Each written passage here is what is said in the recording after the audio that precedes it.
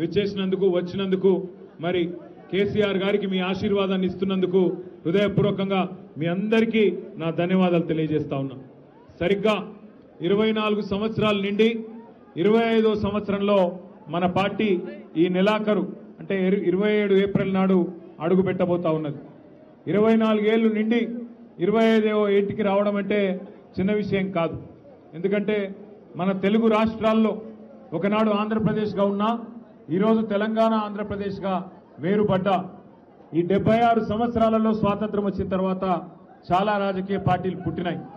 కానీ ఏవి కూడా విజయవంతంగా నిలదొక్కున్న పరిస్థితి లేదు.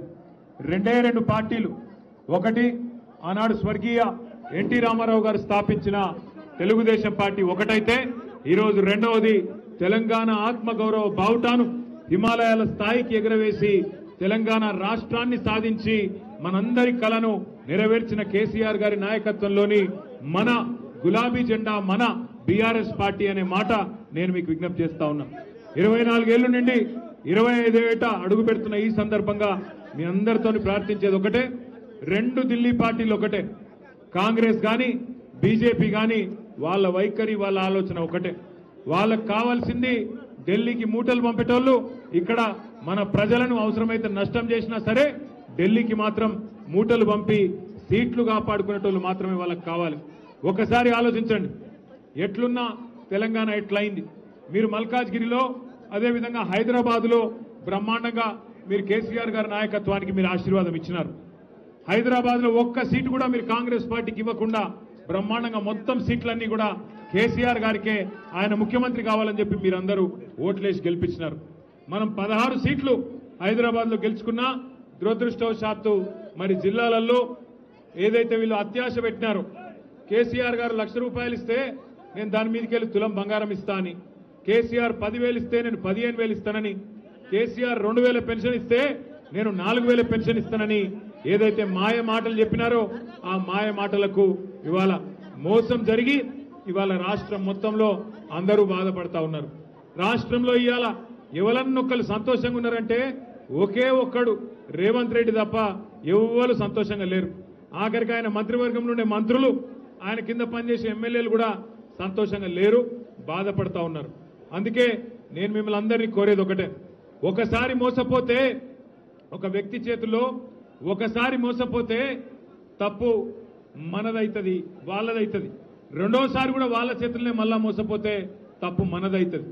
కాబట్టి జాగ్రత్తగా మనందరం కూడా భవిష్యత్తులో అది జిహెచ్ఎంసీ ఎన్నిక వచ్చినా, శాసనసభకు ఎన్నికలు వచ్చినా, పార్లమెంటుకు వచ్చినా ఖచ్చితంగా మన తెలంగాణకు శ్రీరామ రక్ష కేసీఆర్ గారి నాయకత్వం, ఈ గులాబీ జెండా అనే విషయాన్ని గుర్తుపెట్టుకొని అందరం కూడా ఏకోన్ముఖంగా కదులుదాం.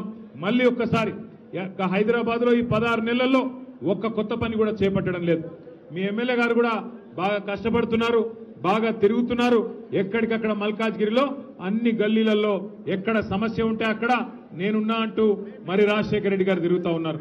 చివరికి ఒక రోజు నేను అడిగిన రాజశేఖర్ని, ఎందుక పోయి మోరీలో కూర్చున్నావు అంటే ఏం చేయాలన్నా మరి అక్కడ వాళ్ళు పూడిక తీయమంటే తీస్తలేరు, కాంగ్రెస్ ప్రభుత్వం వచ్చినాక అధ్వానం అయిపోయింది పరిస్థితి, అందుకే నిరసన చెప్పడానికి మోరీలో దిగి కూర్చున్నా అని చెప్పిండు.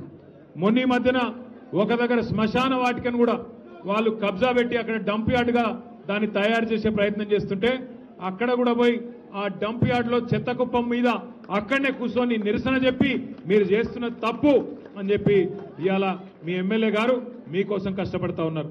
మంచి ఎమ్మెల్యేలను గెలిపించుకుంటే, మంచి నాయకుడిని గెలిపించుకుంటే మనకు కూడా మంచి జరుగుతుంది. అదే రేవంత్ రెడ్డి లాంటి మోసగాళ్ళని గెలిపించుకుంటే తులం బంగారము రాదు, మీకు గోల్డ్ కాదు రోల్డ్ గోల్డ్ కూడా రాదు ఆఖరికి.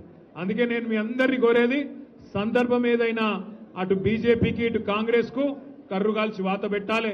ఎన్నటికైనా మనోళ్లకు మన మీద ఉండే ప్రేమ ఢిల్లీ పార్టీ వాళ్ళకు ఉండదు.